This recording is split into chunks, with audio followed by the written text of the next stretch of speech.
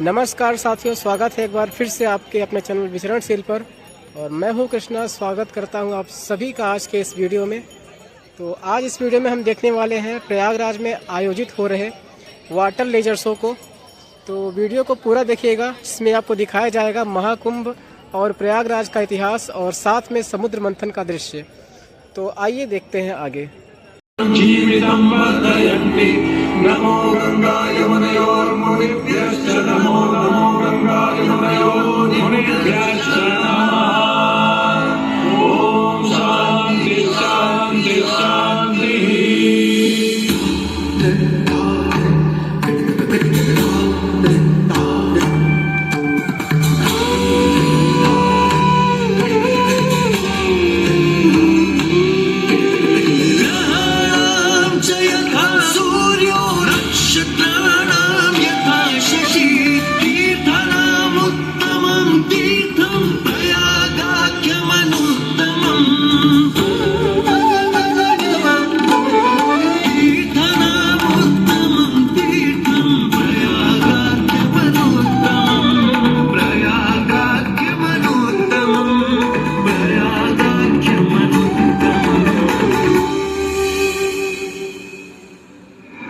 सूर्य ग्रहों में श्रेष्ठ है और चंद्रमा नक्षत्रों में श्रेष्ठ है, उसी प्रकार प्रयाग सभी तीर्थों में सर्वश्रेष्ठ है।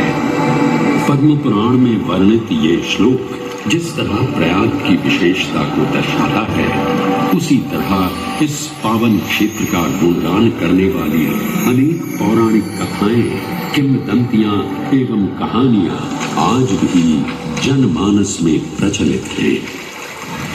ऐसी ही एक पौराणिक कथा है जो भगवान ब्रह्मा को प्रयाग से जोड़ती है।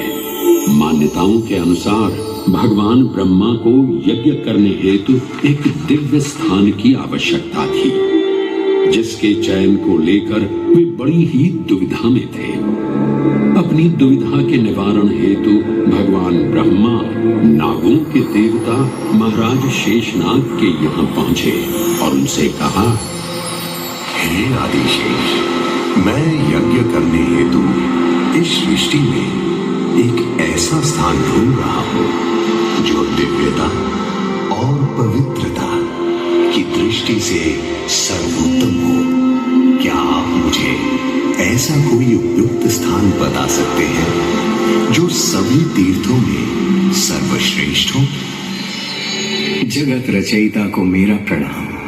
भगवान, मैं धन्य हूं कि आपने मुझे इस योग्य समझा। क्यों ना आप स्वयं ही सभी पवित्र स्थानों का मूल्यांकन करें। ऐसा कीजिए, आप तुला के एक पलड़े पर सप्तपुरियों को रखिए और दूसरे पलड़े पर भगवान विष्णु के स्थायी निवास प्रयाग को रखिए, जिसका भार सबसे अधिक आए। मेरे विचार में वही सर्वश्रेष्ठ तीर्थ होगा। इस मूल्यांकन के परिणाम स्वरूप प्रयाग का पलड़ा ही भारी रहा। इस तरह प्रयाग की प्रधानता सिद्ध हुई और तभी से इसे तीर्थों का राजा कहा जाने लगा। आज भी ऐसी मान्यता है कि भगवान ब्रह्मा ने गंगा नदी के पश्चिमी तट पर 10 अश्वमेध यज्ञ संपन्न किए थे। आज उस स्थान को हम दशाश्वमेध घाट के नाम से जानते हैं। भगवान ब्रह्मा के अलावा इंद्रदेव, वरुण देव एवं सोमदेव ने भी प्रयाग क्षेत्र में ही भगवान विष्णु की आराधना करने हेतु यज्ञ किए थे, जिससे उन्हें भी श्री हरि का आशीर्वाद प्राप्त हुआ। प्रयाग शब्द में प्र का अर्थ है प्रकृष्ट और याग का अर्थ होता है यज्ञ। इसीलिए इन दो शब्दों से बना प्रयाग सबसे पवित्र स्थान माना जाता है। प्रयाग ही संसार में एकमात्र ऐसा पावन क्षेत्र है जहाँ 3 पवित्र नदियों का संगम होता है। इस संगम का भी एक अनूठा महत्व है।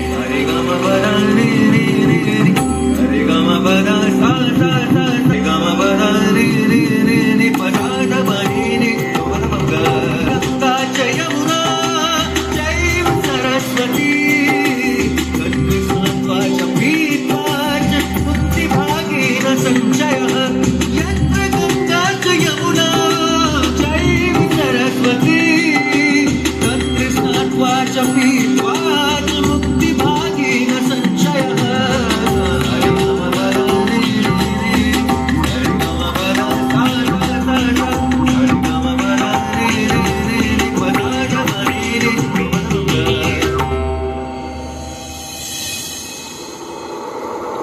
प्रयाग में गंगा, यमुना और सरस्वती जैसी 3 सबसे पवित्र और पूजनीय नदियों का दिव्य संगम होता है। इन नदियों के संगम में स्नान करने एवं संगम का जल ग्रहण करने से मनुष्य मुक्ति का अधिकारी बन जाता है और इसमें किंचित भी संदेह नहीं है। ब्रह्म पुराण में ब्रह्मा जी भी कहते हैं कि प्रयाग में सरस्वती जी अदृश्य रूप में आकर गंगा जी से मिलती हैं। इसलिए इस क्षेत्र को सरस्वती तीर्थ संगम भी कहा गया है। सरस्वती नदी के अदृश्य रूप से मिलने के पीछे भी एक पौराणिक कथा सुनने को मिलती है। ऐसा माना जाता है कि बद्रीनाथ क्षेत्र की गुफाओं में जब वेद व्यास जी भगवान गणेश को महाभारत की कथा सुना रहे थे, तब उस क्षण सरस्वती जी हिम शिखरों से टकराते हुए अपना मार्ग बनाती हुई बड़ी ही तीव्र गति से बह रही थी। सरस्वती नदी के इस तेज बहाव से उत्पन्न होने वाली तेज ध्वनि वेद व्यास जी का ध्यान भंग कर रही थी। इसलिए महर्षि वेद व्यास जी ने सरस्वती जी से वेग और ध्वनि को कम करने का आग्रह किया, परंतु उनके अनुरोध उपरांत भी जब सरस्वती नदी के वेग एवं ध्वनि में कोई कमी नहीं हुई, तो उन्होंने क्रोधित होकर सरस्वती जी को श्राप दे दिया और कहा कि वे अब धरती के भीतर यानी कि पाताल लोक में बाहर होंगी। तब से ये माना जाता है कि हिम शिखरों से उद्गमित हुई सरस्वती नदी उत्तराखंड के माना गांव से आगे अपने अदृश्य रूप में प्रवाहित होती है। आगे चलकर यही अदृश्य रूपी मां सरस्वती प्रयागराज में गंगा एवं यमुना नदी से मिलकर त्रिवेणी संगम को पूर्ण करती है। ये प्रयाग नगरी पवित्रता का उद्गम है, जिसके अंश हमें वेदों एवं पुराणों में भी मिलते हैं, जिनमें वर्णित है सुरों असुरों द्वारा हुआ समुद्र मंथन। अमृत प्राप्ति के लिए सुरों और असुरों ने एकजुट होकर क्षीर सागर का मंथन किया, जिसके संदर्भ में पुराणों में विभिन्न कथाएं देखने को मिलती हैं। उन्हीं कथाओं में एक कथा महर्षि दुर्वासा और इंद्रदेव से संबंधित है। इस कथा के अनुसार ऋषि दुर्वासा ने इंद्रदेव से प्रसन्न हो उन्हें पारिजात पुष्पों की एक दिव्य माला भेंट की, जिसे इंद्रदेव ने साधारण पुष्पों की माला समझ स्वयं धारण न कर उसे अपने वाहक गजराज ऐरावत के मस्तक पर रख दिया। पल भर में गजराज ने वो माला धरा पर गिरा उसे अपने पैरों तले रौंद दिया।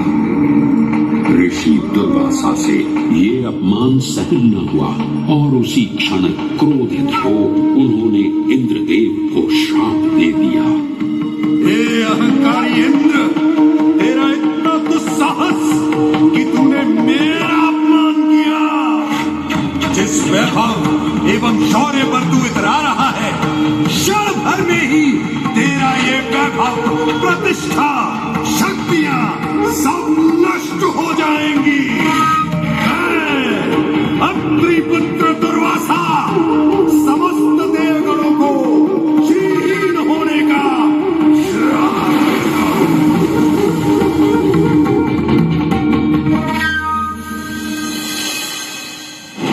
इस श्राप के परिणाम स्वरूप स्वर्गलोक से लेकर वैकुंठ धाम तक का सारा वैभव चला गया। जहां स्वर्गलोक में सभी देवता अपना वैभव एवं शक्तियां खो चुके थे, वहीं वैकुंठ धाम में मां लक्ष्मी भी क्षीर सागर की गहराइयों में चली गई। उनके जाते ही सृष्टि का संतुलन बिगड़ने लगा एवं असुर राजा बलि ने तीनों लोक अपने अधीन कर लिए। ये सब देखकर सभी देवतागण अपने श्राप के निवारण हेतु भगवान विष्णु की शरण में जा पहुंचे और कहने लगे, हे पालनहार, हे स्वामी, अब आप ही हमें इस श्राप से मुक्त होने का मार्ग बता सकते हैं, अन्यथा हम अपनी शक्तियों से सदैव वंचित ही रहेंगे और युद्ध में कभी भी असुरों का सामना नहीं कर पाएंगे। हे देवराज, ऋषि दुर्वासा के श्राप से सभी देवतागण जीवन मृत्यु के काल चक्र में बंध चुके हैं। इस काल चक्र एवं श्राप से मुक्त होने के लिए अब केवल एक ही मार्ग शेष है और वो है समुद्र मंथन। इस समुद्र मंथन से निकलने वाले रत्न ही आपके खोए हुए यश, वैभव और कीर्ति को पुनः स्थापित करेंगे। परंतु आपको इस मंथन के लिए असुरों के बल की भी आवश्यकता होगी, क्योंकि उनके बिना यह समुद्र मंथन संभव नहीं है। जैसी आपकी आज्ञा प्रभु, हम असुरों के साथ समुद्र मंथन करने के लिए तैयार हैं। देवताओं और असुरों ने एक मत होकर क्षीर सागर का मंथन करना स्वीकार किया। जहां मंदार पर्वत मथनी के रूप में आए तो वहीं वासुकी नाग को नेति की भूमिका मिली। भगवान विष्णु ने स्वयं कूर्म अवतार धारण कर मंदार पर्वत को उसका आधार प्रदान किया। क्षीर सागर को मथना शुरू किया गया और 14 रत्नों में सबसे पहले हलाहल विष उत्पन्न हुआ। उस विष के प्रभाव को कोई भी देवता या असुर सहन करने में समर्थ नहीं थे। इस कालकूट विष से सृष्टि का विनाश हो सकता था। इसीलिए इस आपदा से बचाने स्वयं देवों के देव महादेव प्रकट हुए और उन्होंने इस विष का पान किया। ये सब देख मां पार्वती ने विष को भगवान शिव के कंठ तक ही रोक दिया। इस कालकूट विष के प्रभाव से महादेव का कंठ नीला पड़ गया और तभी से उन्हें नीलकंठ के नाम से भी जाना जाने लगा।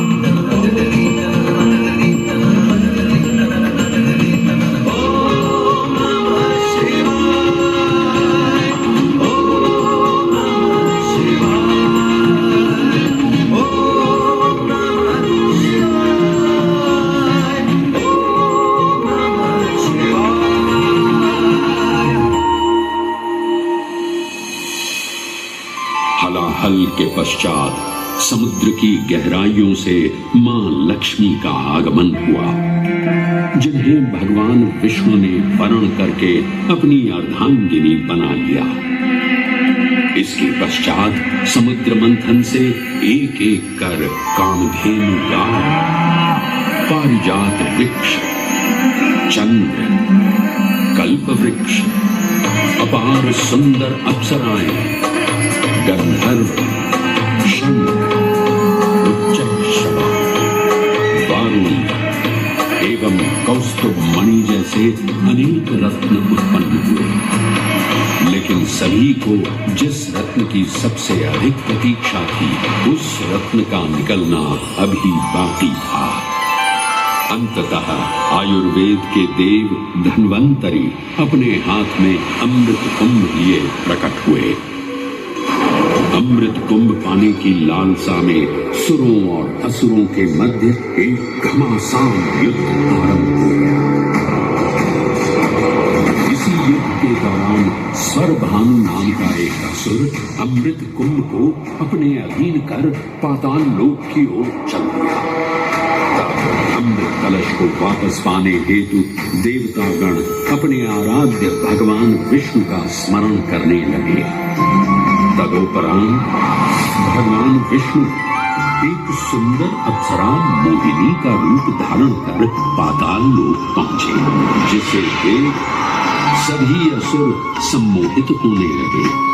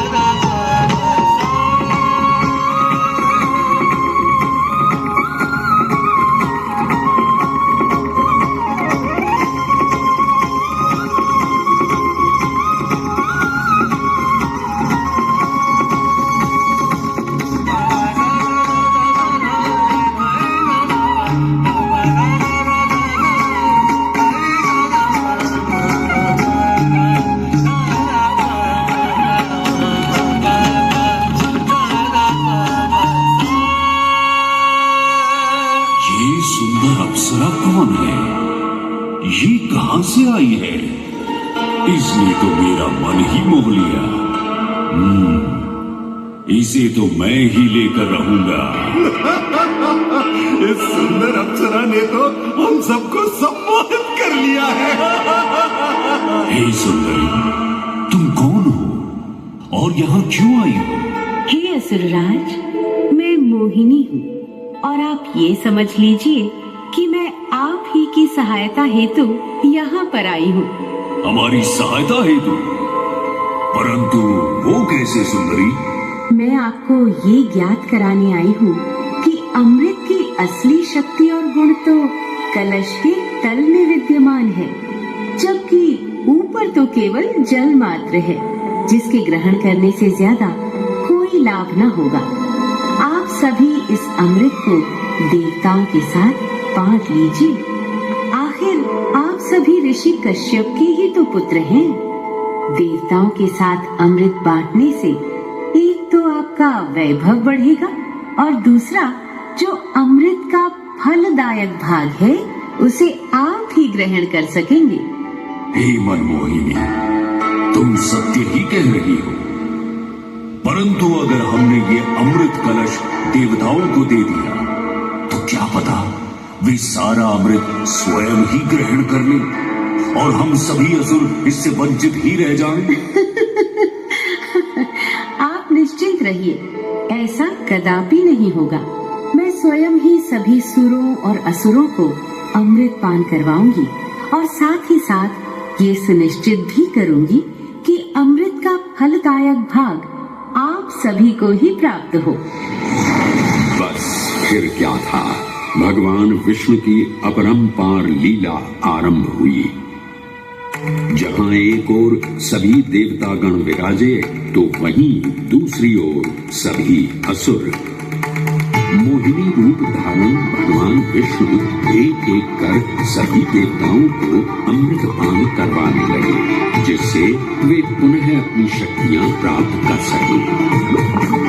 परंतु स्वरभानु नाम का असुर जल्द ही भगवान विष्णु की ये चालाकी भांप गया और चुपचाप देवता वेश धारण कर उन्हीं के बीच में जाकर विराजमान हो गया। तब जैसे ही मोहिनी स्वरभानु को अमृतपान कराने हेतु अग्रसर हुई, ठीक उसी क्षण सूर्य एवं चंद्रमा स्वरभानु का असली रूप पहचान गए।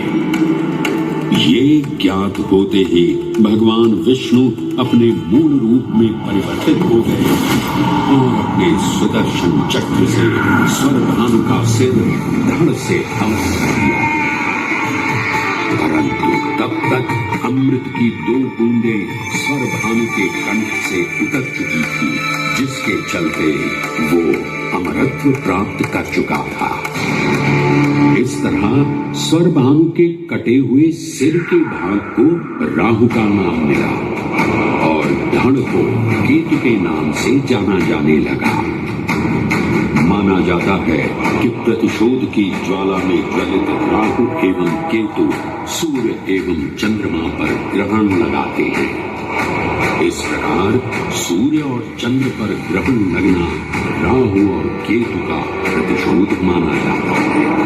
भगवान विष्णु की ये लीला देख सभी असुर अचंभित हो उठे।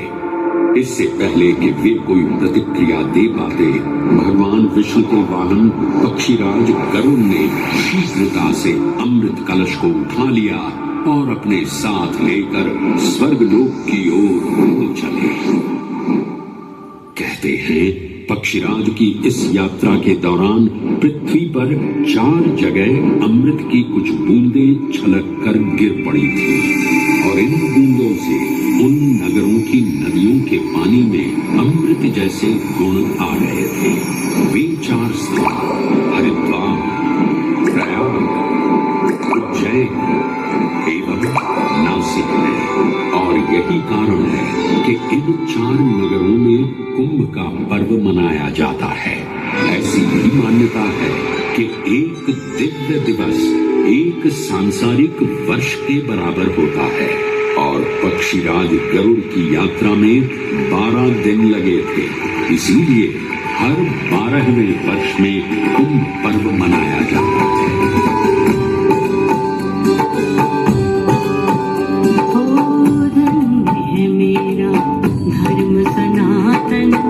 अमृत यहाँ की जलधारा, धन्य है मेरा धर्म सनातन। अमृत यहाँ की जलधारा, भक्त जनों का हुआ समागम, खुशियों का जय जयकारा, खुशियों का जय जयकारा। गंगा यमुना सरस्वती का संगम, तीनों में समाया सृष्टि का राग, सृष्टि का राग। त्रिवेणी नहाए जो पाए वो मुक्ति, हर एक बूंद यहाँ ईश्वर का भरा, ईश्वर का भरा। रोशन है धरती और गगन, रोशन हर कुंभ है, महाकुंभ है, कुंभ है, महाकुंभ है, महाकुंभ है, कुंभ है, महाकुंभ है। गंगा की तरह जीवन को पावन करता कुंभ है, संगम देवों की महिमा का गुणगान करता कुंभ है, महाकुंभ है।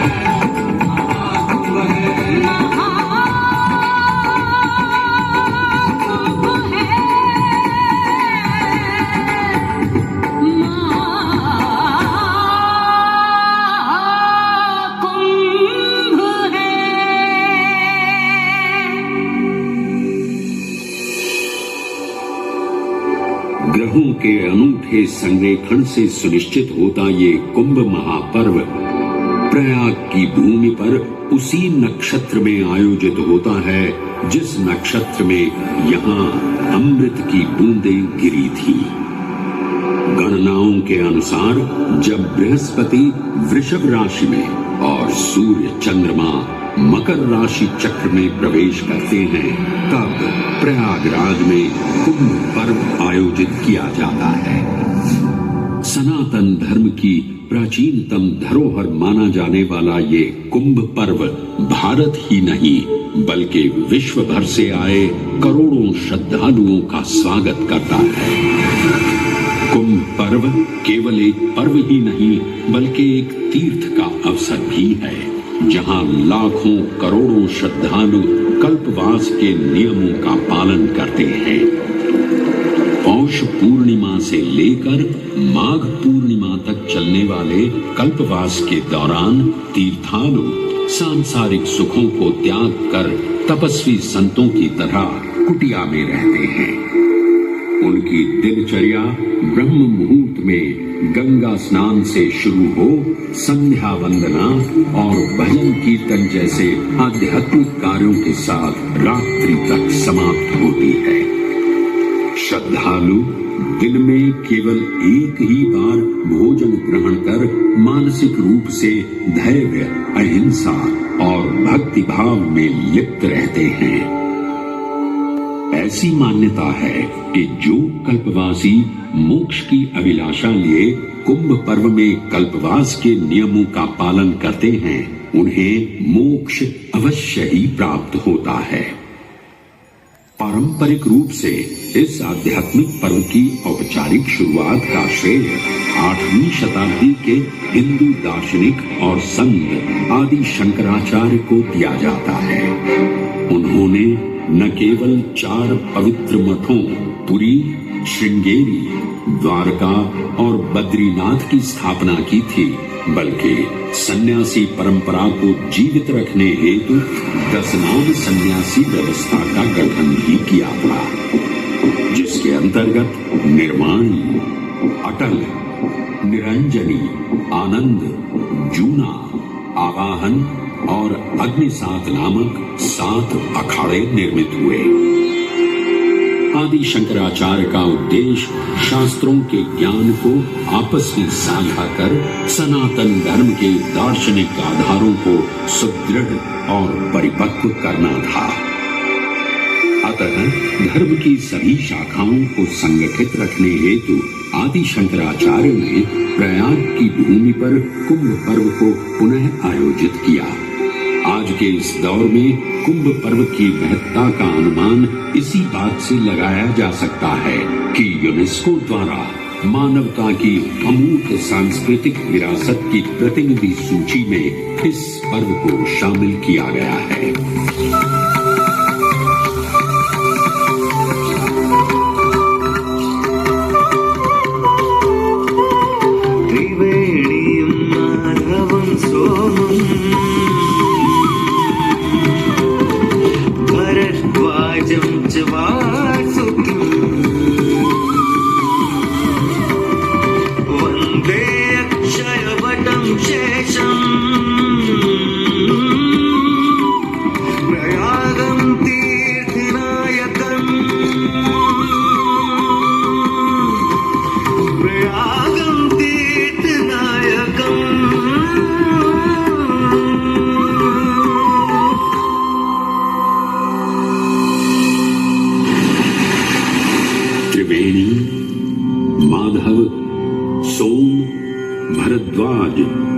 वासुकी, अक्षयवट और शेषनाग प्रयाग के इन 7 तीर्थ नायकों की हम वंदना करते हैं, परंतु उक्त 7 तीर्थ नायकों में वेणी माधव का ही प्रमुख स्थान है।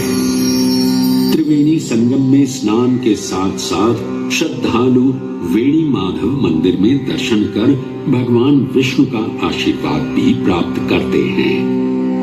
मान्यताओं के अनुसार वेणी माधव इलाहाबाद किले के परिसर में स्थित पातालपुरी मंदिर में एक पवित्र अक्षयवट वृक्ष के पत्तों पर एक बालक के रूप में विश्राम करते हैं।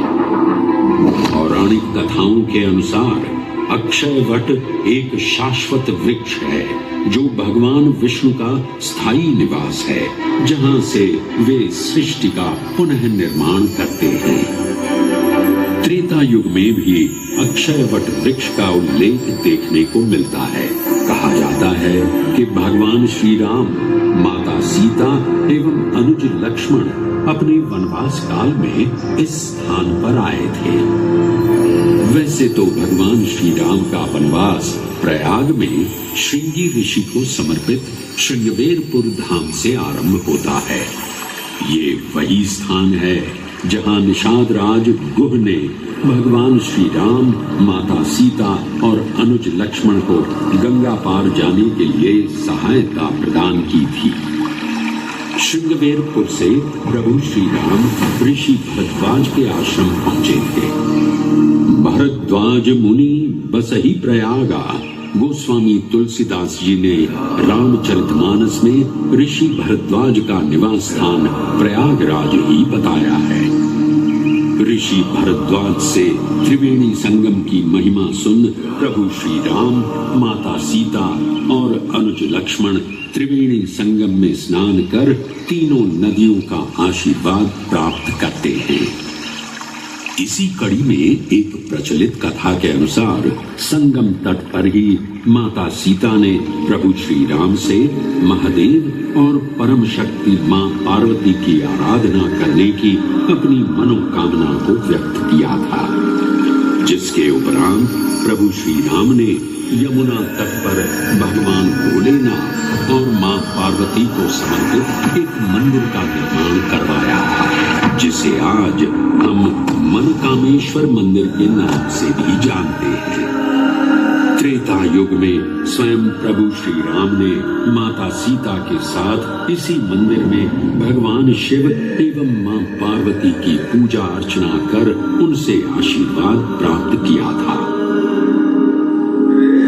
महादेव के इस प्राचीन मंदिर से अगर थोड़ा आगे चले तो उन्हीं के अंशावतार पवन पुत्र हनुमान जी का मंदिर भी विद्यमान है।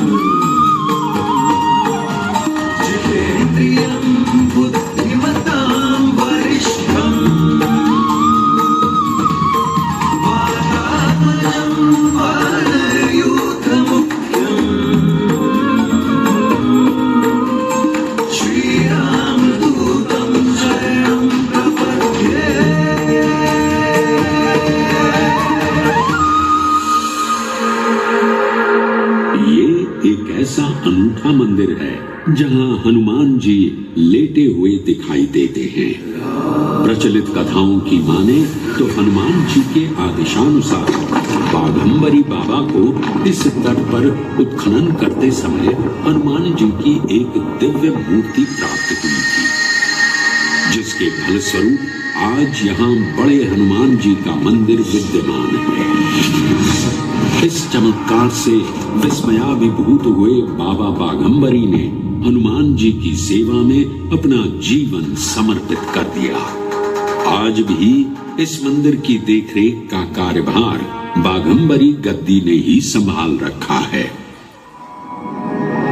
पुराणों एवं अनेक धार्मिक ग्रंथों में वर्णित प्रयाग क्षेत्र के कौशाम्बी का उल्लेख देखने को मिलता है। कौशाम्बी प्राचीन भारतीय वत्स महाजनपद की राजधानी थी। गौतम बुद्ध ने अपने तपस्वी जीवन के 6ठे और 9वें वर्ष यहीं बिताए और अपने अनुयायियों को कई महत्वपूर्ण धर्मोपदेश भी दिए। बौद्ध धर्म से अगर जैन परंपरा की ओर चले तो ऐसी मान्यताएं आज भी प्रचलित हैं कि प्राचीन तीर्थंकर ऋषभदेव ने भी वत्स देश में ही ज्ञान प्राप्त किया था। इसके अलावा छठे जैन तीर्थंकर पद्म प्रभु का जन्म इक्ष्वाकु वंश में राजा श्रीधर और रानी सुसीमा देवी के घर कौशाम्बी में ही हुआ था। यहाँ तक कि मगध सम्राट अशोक ने भी अपनी शाही देखभाल के लिए इसे अपनी उपराजधानी बनाया था। तथ्यों को टटोले तो अशोक की लाट आज भी इस क्षेत्र में देखने को मिलती है। धार्मिक विविधता से परिपूर्ण प्रयाग क्षेत्र एक ऐसा अनूठा क्षेत्र है जहां ज्ञान का प्रकाश फैलाने सिख गुरु भी पधारे हैं। प्रयागराज के अहियापुर में स्थित गुरुद्वारा पक्की संगत साहिब इसी की एक बेजोड़ निशानी है। माना जाता है कि श्री गुरु तेग बहादुर जी अपनी यात्रा के दौरान 6 महीने इसी स्थान पर रुके थे। यहाँ वे प्रार्थना और ध्यान करते थे, इसलिए इसे तप स्थान भी कहा गया है। ये कहना गलत नहीं होगा कि त्रिवेणी संगम के तट पर गुरुओं और संतों की शिक्षाओं का अनोखा समावेश है।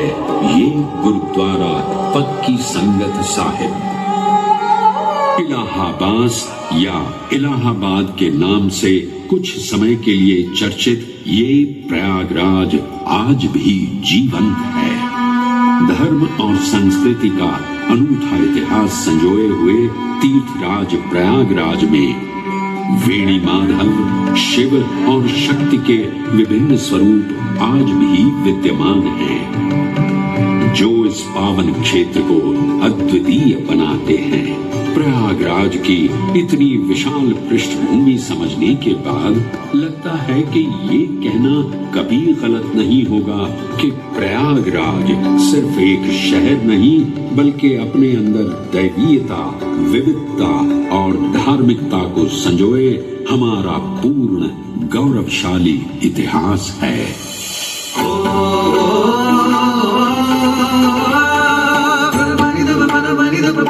sa sa sa